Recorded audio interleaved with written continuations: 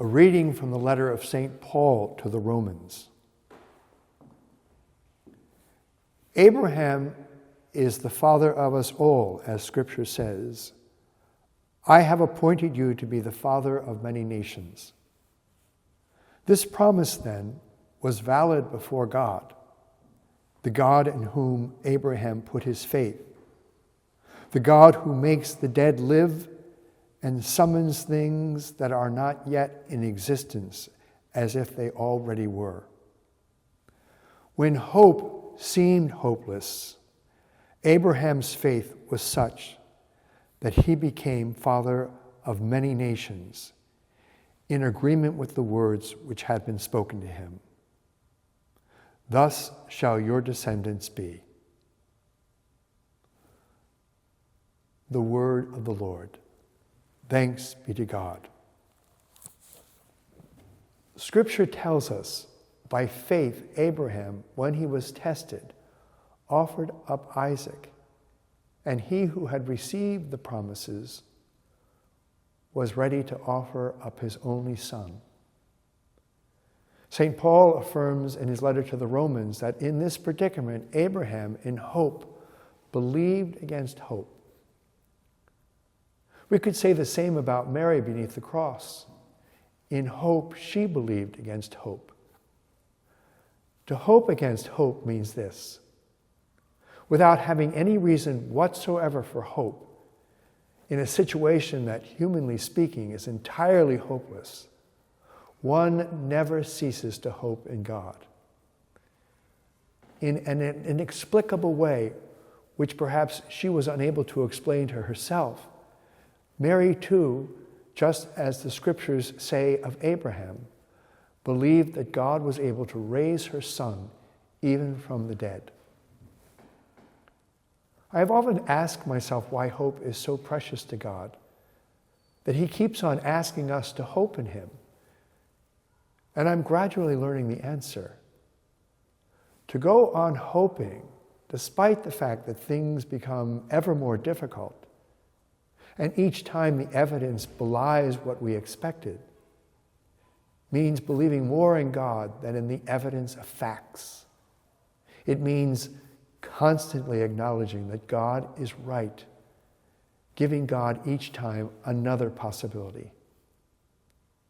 It means giving God credit. I mean, what father, discovering his child is sure he is going to receive a certain gift at Christmas that the father hadn't even thought of, wouldn't rush, if he could, to get that gift for him so as not to disappoint him? As human beings, we know our own limits, and that no matter how much we try, we cannot always live up to what others expect of us. But this is not true of God. God doesn't have such problems. So far from being put out by the fact that we can place too much hope in him, he wishes this. He waits for it. Jesus said, whatever you ask in prayer, believe that you will receive it. That's hope, and you will. Perhaps there's something you've ardently hoped for. Hope that God would intervene and nothing happened. So the next time you hoped again and nothing happened.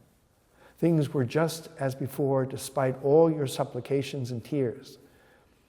Maybe despite some indications that this time God would listen to you. You go on hoping again and again. You never cease to hope right to the end. So what has happened?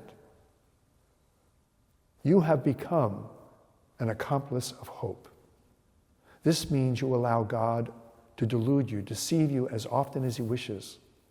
More often than that, it means being happy deep down in some remote corner of your heart that God didn't listen to you because in this way, he has allowed you to show him another proof of your hope, to make yet another act of hope, which is increasingly more difficult for you each time.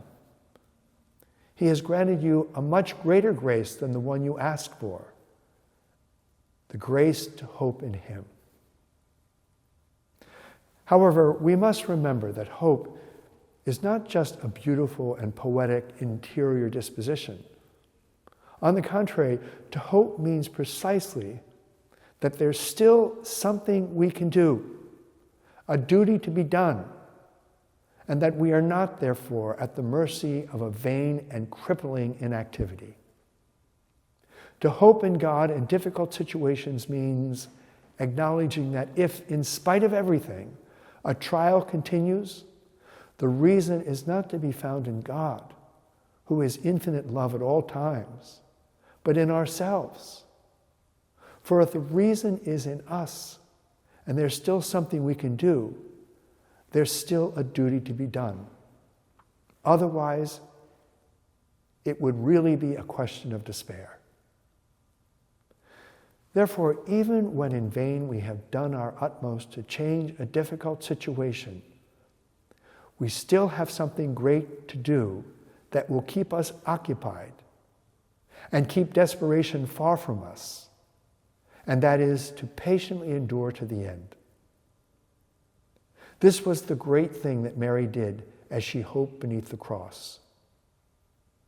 And she is now ready to help us do the same. Therefore, my brothers and sisters, let us not hesitate to turn to Mary, who stayed close by the cross, hoping against all hope. Let's learn to invoke her often as Mother of Hope. And if at this moment you are distressed and tempted to discouragement, take hope and repeat to yourself, surely God's mercies are not over, so I shall put my hope in God.